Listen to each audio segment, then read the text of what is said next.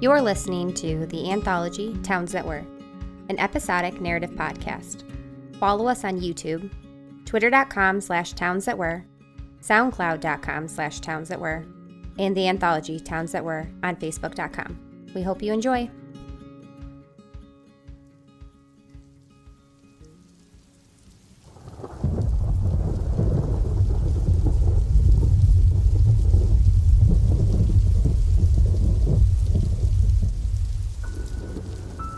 She first saw them just past the slag heaps that erode over Kingsfield Road. First, she found one, then another, until losing count after a dozen or more. They were all so different, unique in their own strange way, but their erratic behavior was so wildly similar she had trouble distinguishing them. One of them struggles to climb the mounds of stone, only to slide back down, while another sits at the bottom, sifting through rock and useless coal. A luminous white moon lingers over the forests. It's the only entity with full awareness of what is veiled by the thick canopy below, pretending not to notice as the forest roots and branches secretly writhe and wriggle around Rayla's legs, knocking her off balance. She's never found herself lost in these woods, not since she was a small girl, but tonight had disoriented her. As she comes to a small cape jutting into Lake Ophelia like a dull knife, Rayla realizes she must have stopped watching her surroundings some time ago. She told herself she'd not stop running until she saw the streetlights of town, found a diner or some late-night shopping center, anything with the safety of people. Instead, she finds herself staring out upon the choppy waves of the lake, the moon's rays glinting off each crest before they crash and roll back toward shore. A single buoy sways a few hundred feet out, orange and white, as if placed as a warning, not for the boaters of the lake, but for her, and her alone. A splash breaks her from her thoughts. Just over the rocks bordering the cape, she sees 3 or 4 silhouettes fighting against the waves. Teenagers, she assumes. She instinctively moves in closer, but stops when she sees one of them rise from the water and onto one of the large boulders. It turns to her, only for a moment, before leaping back into the waves. The others rejoin, their laughter quiet against the waters beating upon the shore. Their playful innocence fills Rayla with relief, if only momentarily, before anger fills its place. "What are you doing?" She raises her voice, drowning out the ambience of the night, and steps closer to the bank. "It must be past 2 in the morning. I nearly leapt into it." But her breath is stolen, as their lively nature comes to a rest, reluctantly returning to shore as if the dark water is truly where they belong. She was right about one thing. As the moonlight catches them just right, she sees them as what they once were. Children. They were once innocent teenagers, playing in the lake at the end of the cape. Now, they're the thing she's found herself fleeing from. Things are better left alone, she tells herself. This is what you get for trying to help. Rayla's now the closest she's been to one of them since she fled her house just after sunset. She truly sees the darkness of their eyes. She had noted their absence before, as if a void replaced what was once there. If it's true what they say, that eyes are the window to the soul, well, she can fathom what these things have become. The soulless. Rayla's boots press into the wet grounds of the forest, backtracking the way she came. Head west, she repeats over and over in an attempt to hold her focus, knowing that losing her way yet again could be the last time. As long as she keeps a clear head, she knows she'll be fine. These woods have been her playground since she was 6 years old. She knows them so well that her breath matches the wind as it howls past her, past the tree trunks soaked by the rain. There's only one place she can find answers to whatever is going on in Malediction. A half hour later, Rayla puts the edge of the woods behind her. The rain is slowed on the western edge of the lake, sparkling as each drop hits the moon-bathed waters. Her legs burn. She's been running far too long. Not much further, the words struggle coming out. In fact, her destination is in view on the other side of the lake, a beautiful 3-story Victorian house atop a steep hill. A mistreated stone staircase winds down to a rickety boathouse. There's a bridge 2 or 3 miles down, but a quick swim will get her where she needs to be faster. She can rest in the boathouse until she regains her senses.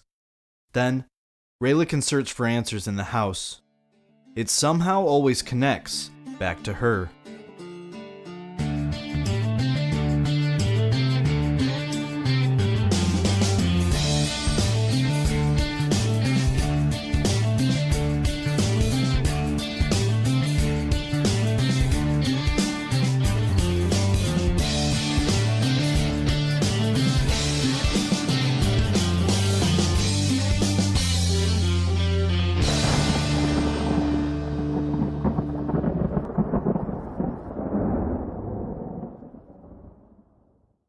The West Virginian mountain roads hadn't changed much in the 14 years James Grayson had been gone.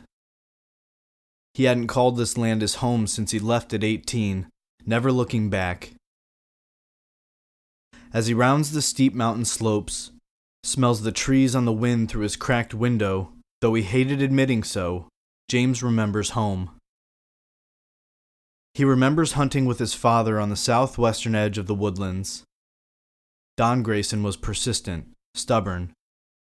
He was a good father, but James always assumed his old man had his hands in something he never let his family in on. James was only 8 when his father passed, and his mother, she was no longer in the picture. Maybe if Don Grayson was still alive, James would have stayed in Malediction. Maybe he would have seen Aunt Gloria at least once in the last decade. Maybes don't mean a damn thing, he reminds himself. Aunt Gloria is gone too. He taps the knob on his dash, turning off the display.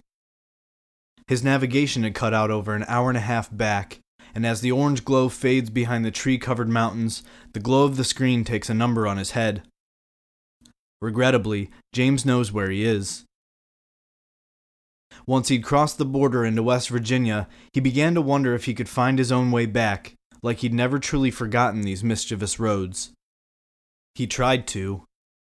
Somewhere deep down, he knew he'd plugged in those coordinates in attempts to convince himself he'd not wasted the last decade or more trying to put this old town in the grave. 2 hours later, James finally passes the war-torn sign that reads, "Malediction welcomes you. West Virginia's finest." He always found that too vague, but upon returning, he understands. There isn't a single thing fine about this town. Why not leave it at that? West Virginia's finest nothing. His black SUV idles atop the hill of Main Street, looking down upon the center of town. As he waits, the red light refracts off the consistent rain that started just after sunset. James admires the view, set perfectly amongst rolling hills, encompassed by the forests and mountains that cocoon the town, sheltering it from the outside world. Just beyond the opposite side of town, the water tower stands tall over Malediction like a rusted guardian. The night is cool, the summer coming to an end. The smell of fresh air and fallen leaves brings memories of his father abetting far-fetched Halloween adventures. James only remembers 2 or 3 of those chilly October nights. Why isn't Mama here? He asks the same question year after year. Sitting in the same spot now, looking over the same dimly lit town, he wasn't sure why he'd ever cared. The green light brings him back to real life, and he thanks it aloud. The burning regret of returning home boils in his stomach, his first streetlight in Malediction bringing about emotions that were ostensibly buried long ago. 14 hours, he mumbles, rolling through the next intersection. That's all it will take. A few left turns, An hour or so back to the interstate, and he'd be well on his way back to his one-bedroom apartment. James doesn't turn. Instead, he rolls down Main Street, inspecting the small shops. Some were new. Others he remembers from his years in town. He passes the popcorn shop, its red and white canopy standing out amongst the faded brick buildings like a circus tent. Fireside Books, he thinks. That one's new. James can't remember a soul he knew with enough sense to sit through a good mystery. Not here in Malediction. Susie's flew by on the opposite side of the street, and he can nearly smell the freshly baked donuts. The same smell from his 18th birthday, the very day he left town, back when he thought it would be for good. James doubts Susie still kicks up dust, at least in this world. She was more than likely in a better place by now. In the short time it takes James to make his way through the downtown area, the rain slows to a staggered pitter-patter against the windshield. His head aches as the reflections from the soaked roads fire back in his face. It seems to be worsening, the pain in his head, as if a militia armed with tiny laser pointers aims directly for his eyes. The red taillights ahead of him surely aren't helping. You haven't seen another car in 40 miles, he reminds himself. Turning his attention back to the road ahead of him, James notices there are no taillights blaring through his window. But the red lights still ripple through the puddles that have formed on Route 64, cascading across the two-lane road, eventually fading, only to reform, gliding back in the opposite direction, now a brilliant blue, and James finally understands. As he sits idly on the side of the road, he wonders how long the police cruiser parked behind his SUV had been following him. The longer he thinks, the more he realizes that since he left the streetlights of downtown, he doesn't remember much of his drive at all. Perhaps it's best that he was pulled over. He apparently needed a wake-up call. His window is cracked halfway, the rain sporadically finding the shelter of his vehicle, but the cool air is refreshing, and his dreariness fades. Out of nowhere, James is filled with an overwhelming restlessness to reach his aunt's, his house. In the rearview mirror, amid the wavering lights of the cruiser, James sees the driver's door swing wide, and in the brief moments the lights fade to the opposite side of the car, he reads the bold word sheriff across the cruiser. There's no way it could be, he tells himself. It's been far too long. The cruiser's door slams, momentarily silencing the prattle of rain, leaving the daunting silhouette standing in the road. He adjusts his campaign hat before approaching James's vehicle. Further from the lights of the cruiser, the moon reveals the face beneath the wide-brimmed hat. His beard, dusted with gray, covers a chiseled jawline. His nose wiggles as he clenches his jaw, surely irked that someone has called his bluff. James has no doubt that the streets of Malediction are still his to prowl. The sheriff taps on James's window. Perhaps he doesn't notice that it's already cracked. In another life, James would assume that he did so only to remind James that this was his town. But as James hands the sheriff his cards, there's no recognition on the old man's face. "Where are you headed?" The sheriff's voice rumbles like distant thunder. Home. The word tastes wrong, but the thought of being out of this car sounds heavenly. The sheriff dries the driver's license on his shirt, peering into the car. "Looks like home is back in Boston. Sure you're heading the right direction, Mr.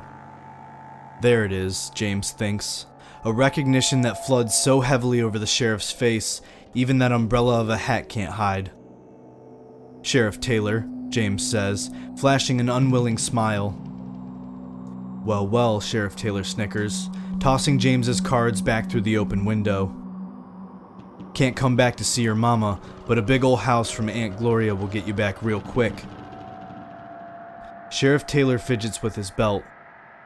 "Look around you, son," he says. Folks here don't take kindly to those who turn their back on Malediction. He raps on the roof of James's car and heads back towards his cruiser, ensuring he's the one who has the last word. Head home in the morning, he calls over his shoulder, before you find trouble you aren't looking for.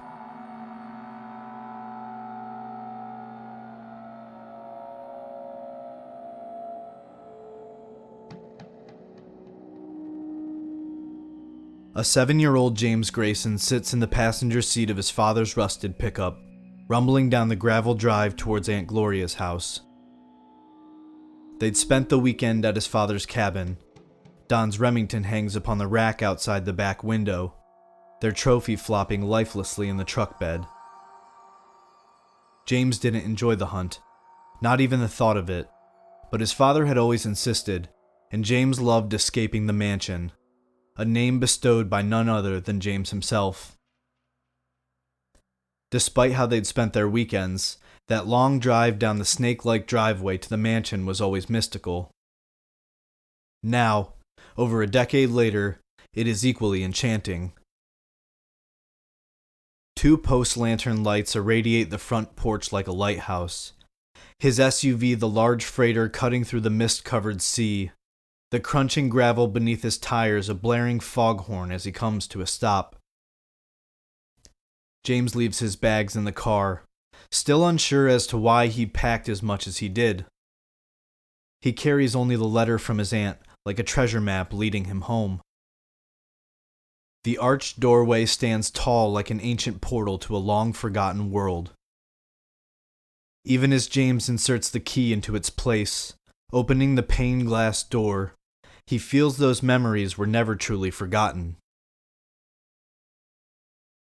Home at last, he sighs.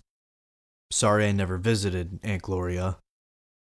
The words, even soft as they are, echo through the empty foyer, pieces of insulation poking through missing bits of drywall and peeling wallpaper. His words resound back to him, and James feels a weight lifted from his shoulders. Sure, Aunt Gloria was saddened not to have seen James one final time, but he knows he's already been forgiven. An array of abominable dishes overflow from the kitchen sink. James can see his aunt smiling over her shoulder the day he and his father moved into the mansion, the day he lost his mother. The living room relieves him even less than the chaotic kitchen. A moldy floral couch sits before a soot-filled fireplace.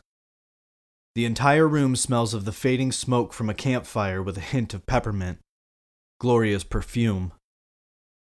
It's disquieting almost, as if she up and left in the dead of night. As James inspects the eerily still house, the amount of work that's been inherited to him fully sinks in. You'll be out of here sooner than you realize, James says, trying to comfort himself. In a strange way, he feels as if he's talking to the house itself, and it scoffs at his hopefulness. You'll be out of here quicker than that. The voice comes from behind, airy yet commanding.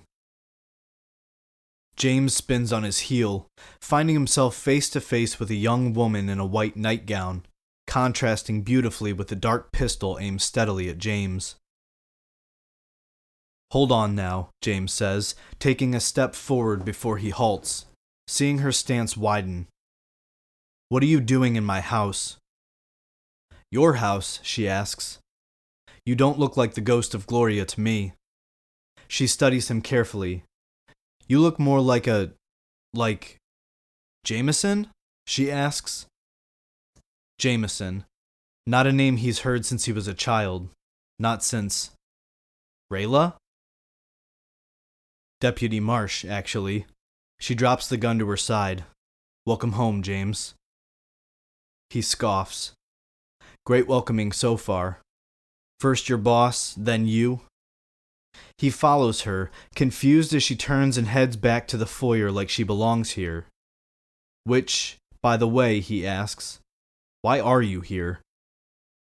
She doesn't skip a beat, nor does she wait for him to catch up, bounding the spiral stairs to the second floor, back to the library she'd nearly torn apart in the past hour.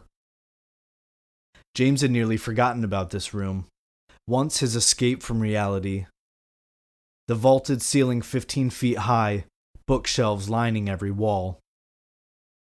Following Rayla into the room, he can taste the dust that has settled like the calm after an avalanche. Looking for something, obviously, she says, her fingers creeping spider-like along the spines of the books. Looks as if Sheriff Taylor lightened up on the dress code as well, James mumbles. For the first time, Rayla stops her pursuit, drooping her shoulders to match her exasperated sigh. James, she says, flaunting her attire, obviously I'm not on duty. He can see in her eyes, in the crow's feet forming at the corners, that she's tired, truly exhausted. This is more of a family matter, she continues. Something I wish your aunt could still be here for. This time James turns his back on Rayla, studying the books that kept him company as a child. This kind of thing is exactly why I never came home, he admits. Can't have one normal night in this town. You're right about that, Rayla agrees. And my night, it's been everything except normal. I'm gonna get my things from my car, James says. Take as long as you'd like. Not that you needed the permission. Rayla takes a step towards the door. James, she says, I had a dream last night about your aunt. And that's why you decided to break in? He asks, his face a combination of annoyance and confusion to match his caustic tone. Rayla, what are you really doing here? I'm not lying to you, she continues, now as annoyed as James. I had a dream about her, about this place. And I saw something. Something I haven't seen since I was a little girl. There's answers here, and I think you know it too. James takes another survey of the library.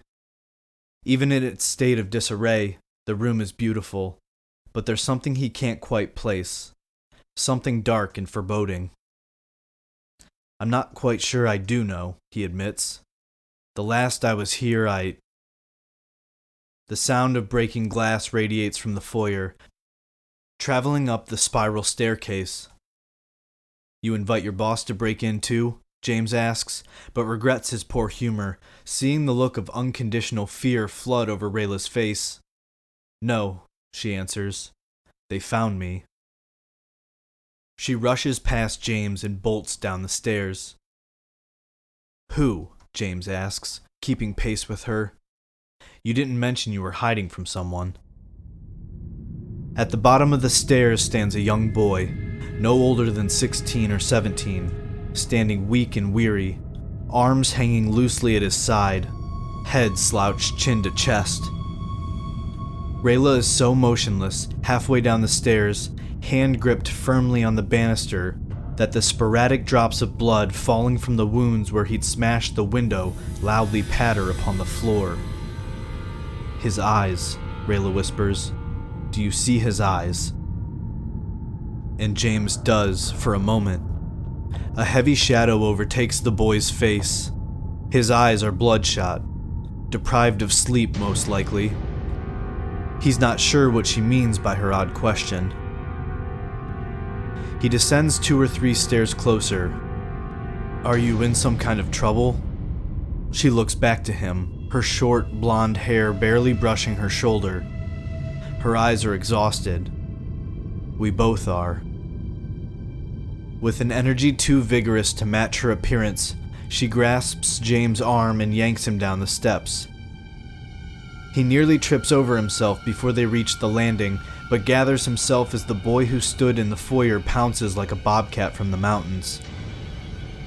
James breaks loose from Rayla's grasp just in time to back away, the wild boy flailing, eventually toppling face first between them. Rayla doesn't stop to watch. James doesn't question her again. In fact, he makes it to the front of the house before her, flinging open the heavy oak doors and following her out into the night. He catches his breath while Rayla paces in circles, wearing marks in the gravel. We need to think, she says.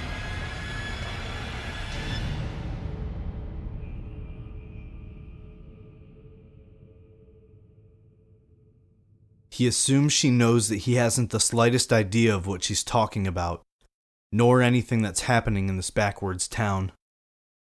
He assumes that Rayla doesn't hear the groans and pained cries coming from the woods surrounding them.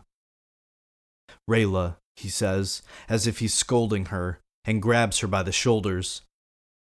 I think it's time you let me in on what's going on. I already told you, she snaps, tearing herself free from his grasp. James steps back in an attempt to show he only meant to return her to full focus. He watches, confused as she pats herself down each thigh. She mutters a soft curse. I left my gun in the library, she explains. This ought to be fun. Rayla lets out a heavy sigh. I had a dream last night. Your aunt, she told me they were coming back. James turns to the house, expecting the intruder to be crawling out the window, but he's nowhere to be seen. The groans of the woods, however, grow closer, hungering with each step towards them. Listen, Rayla continues. I know why you left. Anyone in this godforsaken town who tells you they never thought of fleeing would be lying to you. Malediction hasn't ever been normal, but here we are. Rayla can see the understanding in his eyes. She knows he's fighting it, harder than he's ever fought in his life. You were called home, she continues, but you aren't the only thing that returned to Malediction. James shakes his head. As he opens his mouth in an attempt to quarrel with the truth of her words, something bursts through the tree line. Like an angry mob, they shuffle clumsily through the gravel drive, and James sees them. He sees what he convinced himself to forget. Sees what Rayla had been trying to show him throughout their brief night together. Their eyes flicker and fade like black static, somehow simultaneously seeping like a diseased ichor. What are they? He tries to speak, but the words stick on his tongue. Come on, he says instead, and he grabs Rayla by the wrist, dragging her towards the lake. She doesn't resist, not this time. She follows willingly, curious in James's change of demeanor. It didn't make sense, James says, trying to keep his breath. Not until now. He quickly sidesteps down the first of 3 flights of stone steps leading to the boathouse below. The lake is the last place we want to be, Rayla says. I can assure you. He ignores her, quickly descending the stairs. From the back pocket of his jeans, he removes a crumpled piece of yellowed paper.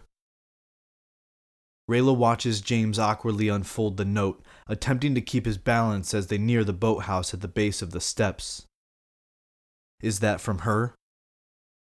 The only reason I came home, James explains. Aunt Gloria did a nice job of making me feel terrible about never coming back. I should have seen her. Those that chase him have only begun descending the stairs, toppling over one another as they fight to make their way down the steep hill. James and Rayla catch their breath. I couldn't understand one thing, he continues. Not until now. He holds the matted sheet before him, the ink beginning to bleed in the light rain.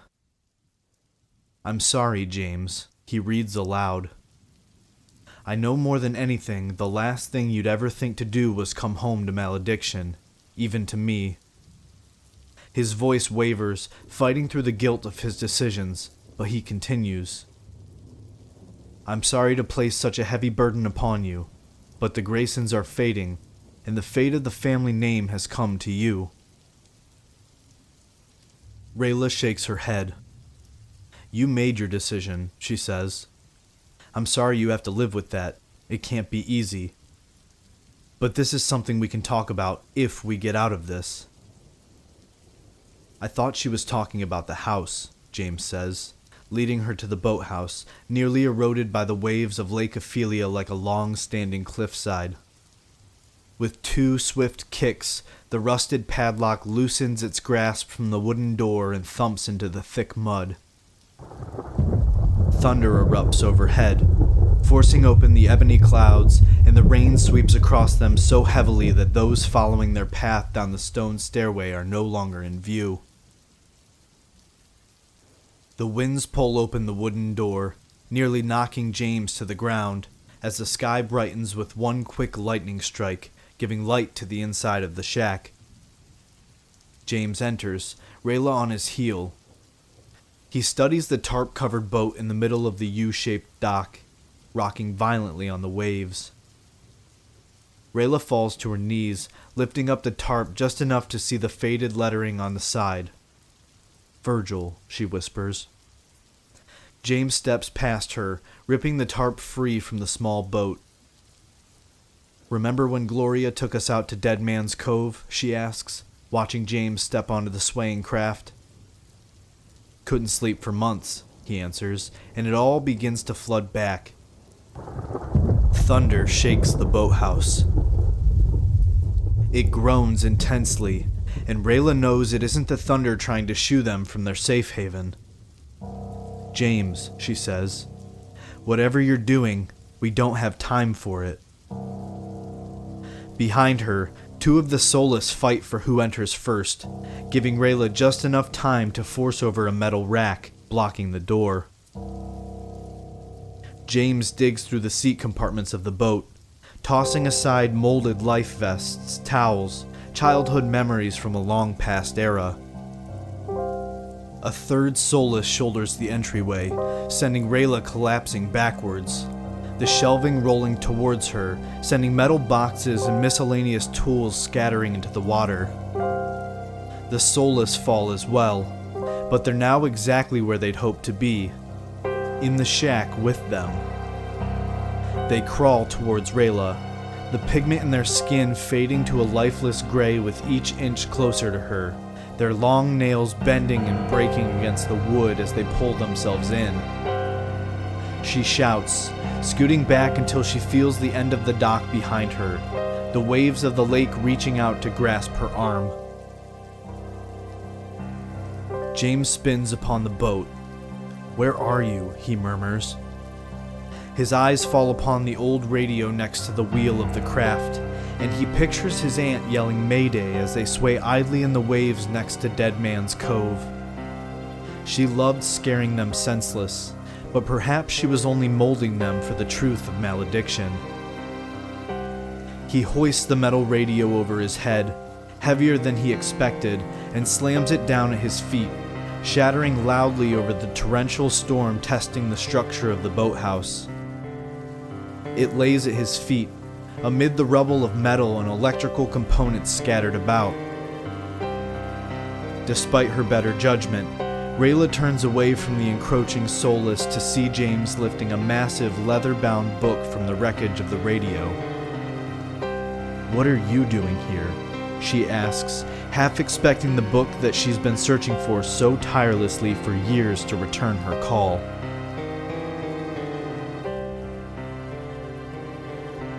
"I'm sorry to place such a heavy burden upon you," James repeats from his aunt's letter. He reads the words etched into the cover, "Wardens of Malediction." Beneath the title, the name Graysons has been stitched with a terrible blue thread. Yet another flash of lightning sheds light upon the herd of Soulless closing in on Rayla. James quickly opens to the first page, littered with red thumbprints. "Your ancestors." He can hear Aunt Gloria telling him. He'd always assumed this to be another one of her tall tales, but now James isn't sure if anything she'd ever told him had been a tale at all. He draws his father's pocket knife, the only family heirloom he'd let follow him into his new life, and pricks his own thumb.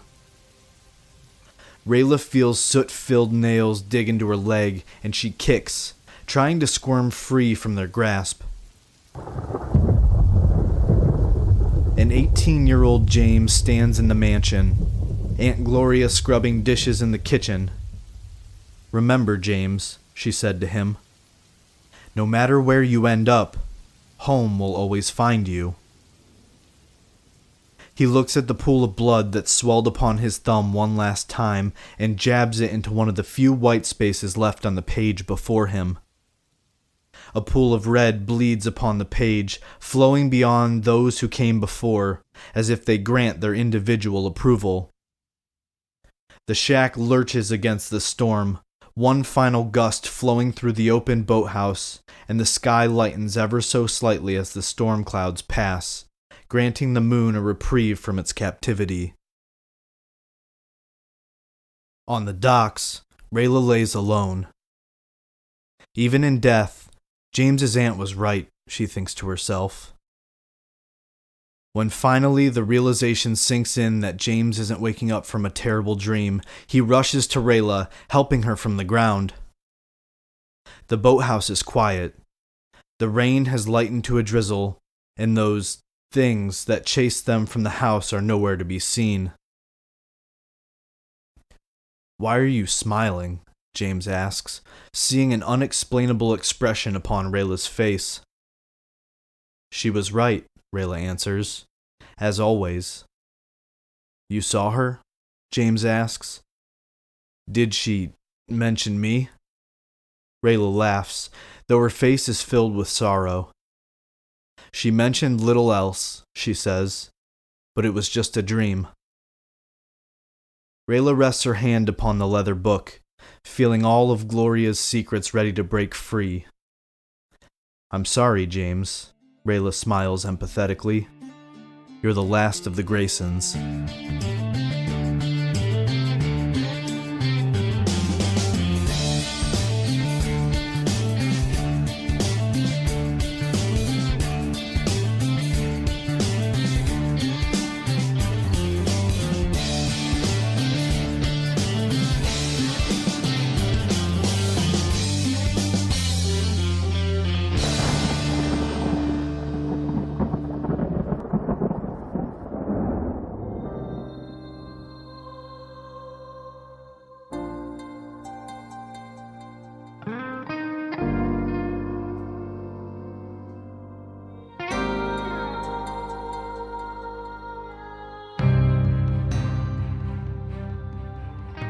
The anthology, Towns That Were, is written by Michael and Jackie Gormley, narrated by Michael Gormley.